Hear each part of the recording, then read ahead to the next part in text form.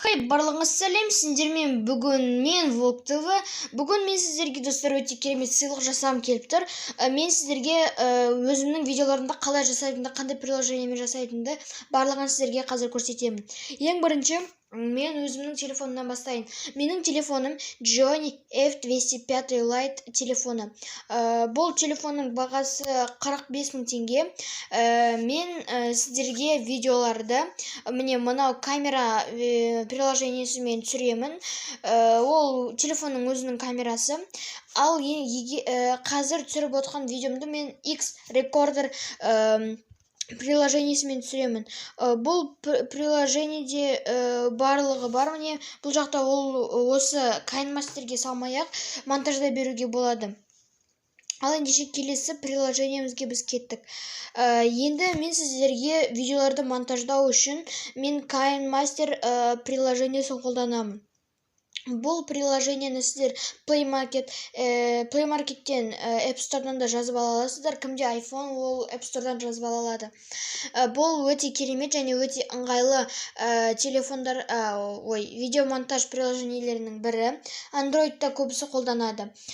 Және де кім осы KineMaster приложениесінен видеомонтаж видеоурок қалайды, солар комментарийға жазсын және немесе плюс қойсын. Егер де лайктар жиналып, комментариялар жиналып жатса, онда мен сіздерге қалай монтаждауға болады лайфхактарды сіздерге көрсететін боламын. Және де мен сіздерге Pixelab және Thumbnail деген приложениелерді қолданамын. Бұлар не істейді десеңіздер, онда мен сіздерге қазір көрсетемін. Міне мен галереяға кіремін. Мен сіздерге осы жақта жасаған фотоларымды көрсеткім келіп тұр. Міне мен Pixelab'тан мынандай фото жасағанмын, бірақ бұл онша емес. Мынау жақсырақ. Бұл жақта мен влогдастан жай өзім жасай салғанмын. Өте қызықты болып шықты. Мен бұл жақта ешқандай 3D жазулар қолданбадым. Pixelab'та 3D жазулар қолдануға болады және өте әдемі болып шығады. Ал енді мен сіздерге қазір Thumbnail приложениесі қалай жасайды.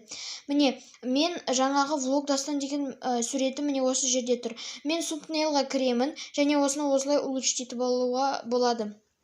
Өте керемет приложение. Осыны мен жасадым. Міне Влог ТВ. Міне достар, осының барлығын мен жасадым. Өте ыңғайлы приложение. Жазып алсаңыздар болады.